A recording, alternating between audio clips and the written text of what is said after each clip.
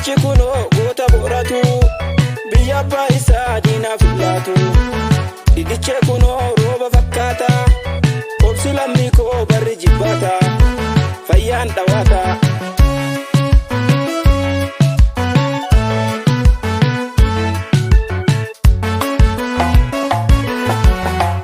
Maladhu qomoo tirkadhu waaqa gaditti woboo abdadhu fayyaa qabaadhu.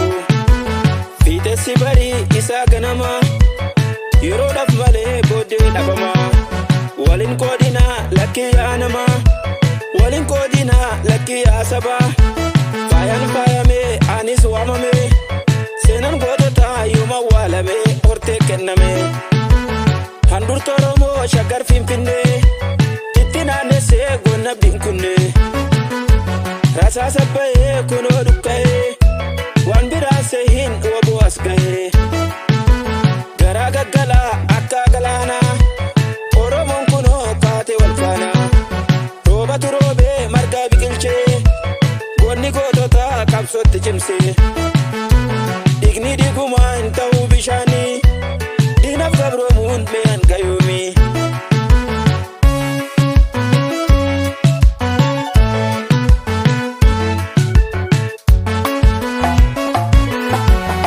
Chimilladeen gama gamana ijaan argaa maaliif hin daba. Kan dhugaa falmuut harkana qaba kan sabaa falmuut lubbuu isaa dhaba.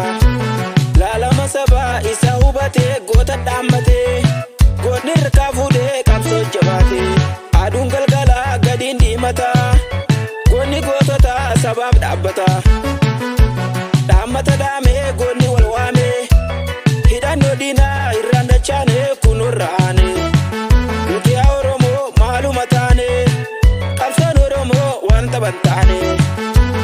Dhiiga goototaan kaniif abbaane lafti hallayyaa jalaan hin kuuftu. Inni duraanuu bar nyaatte hin kuuftu. Maali bilisummaa dafteen hunduftu marii dachaasii dandeessu dachi qabsoon Oromoo diinarraa achi. Nyaachise sangaa maala nyaachise diinan gabbise goonni goototaa diina dhukkaasee of wallaalchise. Lafti benoyte hedduu toloyte amma yaalagaa sittuu buufamte.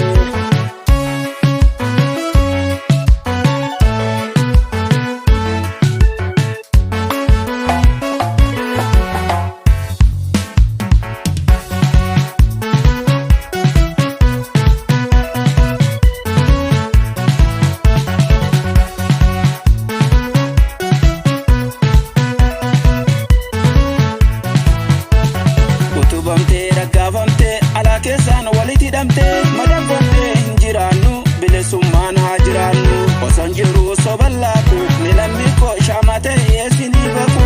Kan dhagahinaa dhagahu diinaaf duruu tolli hin ta'u. Dacha dachaan kuma dalchaa tokkummaan diina fonkolchaa.